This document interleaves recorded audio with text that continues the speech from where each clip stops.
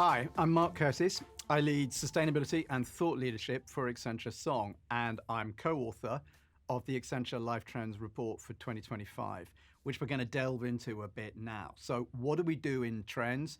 We explore the relationship people have with technology and business, that triangle, and we look inside that and we say, what are the things happening which the businesses that we work with really have to pay attention to when it comes to both customer and employee experience and products and services. This year, what we found was people are becoming more hesitant online, and there's a cost to that. We found that people are looking for a healthier balance with their relationship with technology and that they're craving real world experiences. We also found, and this is pertinent to the conversation we're about to have, that employee dignity at work is under what I would call significant pressure, and that's a critical trend. So to delve into this, to delve into workplace culture, talent, I'm delighted to be joined by Karalee, who leads global talent and organization. And she has decades of experience working at this intersection between strategy, technology, and people. So welcome. It's great to see you, Karalee. Thank you, Mark. It's great to be here. So, Mark, for those of you who haven't read the report yet, can you explore a little bit some of the early insights from this trend on dignity at work? Yes. So why are we talking about dignity at work? Because the value exchange between employer and employee lies at the heart of the value that an organization creates. And if we don't recognize sufficiently people's contributions, treat employees with respect, give them agency, then we have a challenge on our hands. And what we've seen, particularly post-COVID, is employees emotionally distancing away from work, but at the same time, feeling like they're just part of an efficiency machine. They think that what they're hearing, we're going to talk a lot about words in this, is that productivity is the currency of choice for an organization and is much more important than skills or experience or contribution, which is what they see and feel as part of the value exchange they're looking for. In fact, almost half of all employees are hearing the words improve productivity more as messaging than they're hearing customer value. I find that particularly alarming, or workforce development. And now on top of that, we have this amazing new technology, generative AI, hitting us, and it's high on the agenda and could make things either better or worse. Quite oftentimes, the narrative that comes out of that is productivity and automation, and we hear a lot in the press, the external environment around, how Gen AI or AI is going to affect jobs. 40% of working hours, thousands of jobs shifting from one to another. And if you focus on this sort of automation, cost, and productivity narrative, it can be quite negative, right? It can be quite stressful, actually. And yet at the same time, we have an opportunity here with new technology to think differently about talent and skills. So like people are hearing, automation and the job loss and all that stuff. But actually, we have an opportunity to frame the argument in something that's like much more positive. So there is an opportunity to be more innovative and to grow with the new technologies that are available to us. There's an opportunity to think about not artificial intelligence, but amplifying intelligence and human performance. And yet a lot of the way that we talk about technology isn't quite that. So I think the opportunity here is to think about how we use this moment in time to create more dignity in the way that we use technology and to engage people and organizations differently.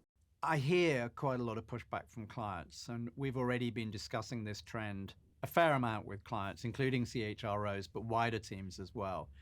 And what we're hearing is quite a lot of concern about the very aggressive timelines which the tech industry is talking about. That's part of the public narrative with Gen AI. It's happening now, faster, faster, faster. And also that shift to a more transactional work environment where you're sitting with your computer or your laptop and you're just completing a series of tasks. Do you hear those concerns as well? Yeah, I do. I think it's important to address those issues and those concerns, head on. The reality is the business environment is complex and technology has continued to evolve, and it's evolving at a faster rate. And we need to think about that, right? Companies need to think about how quickly they can take advantage of the new things that are coming available.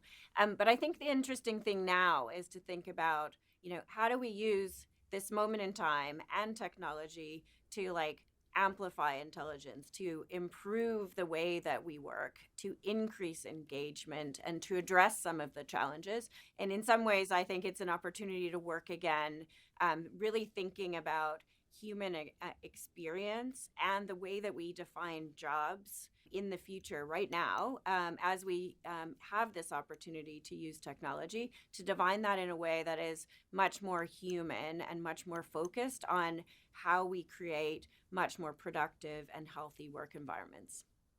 I really like that. We're exchanging a lot of words here, but I think the words and the narrative matter immensely, because if I pick up on what you've just said, which is if we talk about this as less being about efficiency and productivity and more about amplifying human intelligence, as an employee, I think I can buy into that both emotionally and intellectually much more easily. And then the narrative, if you like, becomes the strategy. And that helps us make sure that we don't lose sight of employee well-being and engagement, while we are, of course, looking for efficiency and business growth. Those factors aren't going away. So that means it's about implementing technology that respects core human values. So I actually think that organizations can learn from others who have managed this balance and this trade-off. So I think we need to think differently about we're not automating things. We're at this point in time, we're taking advantage of the technology that's available to us, and actually thinking about productive and constructive ways to use that. And we need to shift that narrative. So the definition of how we talk about this stuff is fundamental to how we drive the change. In COVID-19, we had this learning, right? We had this learning that was, hey, all of that digital stuff that we had been talking about actually becomes really important when we have a massive need to shift all people from offices to working from home. And I think some of that appetite for fast change is just continued. And if you add in the Gen AI wave, you've got this sort of cycle of really fast change. I do think this is happening quickly. And equally, I think it's a moment to reflect on how we do this, how we use this moment where 44% of working hours are going to shift, where there is an opportunity to redefine how and where we work, to use it as a moment to increase trust and to increase the connection that we have between people who work at organizations and between the organization and the workforce. Yeah, I'm hearing you talk a lot about speed here, Karalee, and I think that's absolutely right. I think that's the condition that we're living in. But to build on that point, we have to temper that speed by thinking hard about how we do this correctly. The signals that we see in the trend is that employees are emotionally distancing, they're demanding more flexibility, a better work-life balance, higher salaries, of course, in a period of where we've just had high inflation. Work-life balance, for them, is being elevated above all other factors. That's been a trend for some time. And it feels like the advance of new tools like Gen AI is at least fueling this in their heads. Whether the reality turns out to be something different is, what matters here is what people perceive. And actually, 60% of employees are concerned that Gen AI will increase stress and burnout, but less than 40% of leaders see that as a problem. So we see a gap there.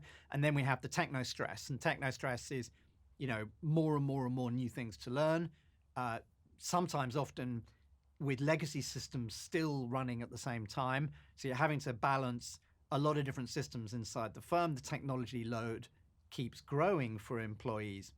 And I think the risk here is that, again, with the emphasis on what happens if we just go faster, faster, faster, is employees feel that this radical reinvention of work, which we all know is on the way, is happening to them, not with them. And that then becomes a dignity issue, which is why we chose to headline this word dignity. So with that in mind, what would you say are the best ways to minimize stress amongst employees when there is so much change happening so quickly? Yeah, and I think it's a really important trend that you've called out, right? So the part of the stress is what you mentioned is layering on new technologies without fundamentally taking a step back and saying, how are we organizing work and how are we solving problems for people that make them in a position to do their work in a more productive and intelligent and evolved way, right? So if we think about this as like layering on additional technology or ensuring that somebody adopts something that has been defined for them, that's where the dignity gets lost. If we say there's a moment in time where people are involved and engaged in how they use this new technology, and we take a moment to say, let's really reevaluate how processes work, how the workflow happens, then we have a moment where you can actually do something really profound and that does build trust. And you said there's a gap between leaders and employees. I think that's really important. I would also say more employees want to learn this new technology than leaders understand. That's our research too, right? So I think there's an opportunity to engage people in the design of work and have feedback between people and AI and intelligent agents that enhances the way that work happens. And therefore, it's a moment to increase trust and to build back the dignity that we might have lost from other dimensions. So it's a new moment for change where we think differently about how we engage people in the design of work. Yeah. And that's, I mean, all the psychology says it matters a lot to people to be in an environment, whether it's work or home, actually, where they feel valued, understood, that they belong, and that creates motivation. And that motivation is important because that's where we create really brilliant products and services and experiences for customers. And we've got heaps of evidence over the last 10 years that a focus on employee experience leads to much, much better customer experience. And that's the key, actually, to organizational success, even on traditional metrics like margin and revenue and growth. So, how can organizations implement this thoughtfully when we're concerned about dignity? I think it's really important to think differently about technology in this next era, right? I think we need to think about technology in the flow of work, and we need to prioritize human needs and experiences. And I love the analogy that you just used, which is the consumer experience. Just think about over the last 20 years how much we've learned about consumer needs and preferences, how we've used data to understand how people prefer to shop and work and live. Why don't we understand that same amount about how people work at our organizations and how people work with technology? Quite oftentimes we'll put a system in and we'll expect that people have some training, maybe, and some communication, and then they go ahead and do work in a different way. I think, now that we have intelligent technology and multi layers of things, and we have this stress, we have a moment to sort of really think about adopting technology in a different way. In fact, not even talking about adoption, talking about engagement. And so we see like the alignment with purpose, the design of the experience, the link to value, not just productivity, but the link to value for the employee, a super important part of change. We also see that there's a need to like link the understanding of how people are working with the technology to how you evolve programs, right? So two-way communication and feedback, better understanding of sentiment, getting people to provide feedback around what works and what doesn't work, and continuously evolving the way people and technology work together as opposed to implementing a system and then moving on. And that's a leadership task, making sure that that happens, I think, because that's about creating the right conditions for strategic or continuous change, and that's a constant requirement. So then that's about, again, if we're thinking about that parallel you've drawn out and I've just drawn out further, treating employees like internal clients. Like we go to customers and test with them and iterate to get the final app or website or whatever experience it is we're putting out there. And employees have been primed for this because we've been talking about EX or employee experience for over a decade now. And if that's all true, then we should probably talk about how we humanize leaders as well. Obviously, I'm not suggesting leaders are aliens, but so we probably ought to be careful about the humanized word. But but leaders are also suffering from continuous change. I mean, the CEOs that I talk to regularly say, I've got 10, maybe 15 really important things I've got to think about. And 10, 15 years ago, that was only three things. Um, and so that change thing and the mindset they need and the challenges like cost pressures and dwindling team morale, do we see a growing emphasis on humanized leadership here and person to person connection? Do we have enough of that? Are leaders visible enough? So, what are the main, I guess what I'm asking is, what are the main skills a leader needs to navigate the continuous change which you've sold to me?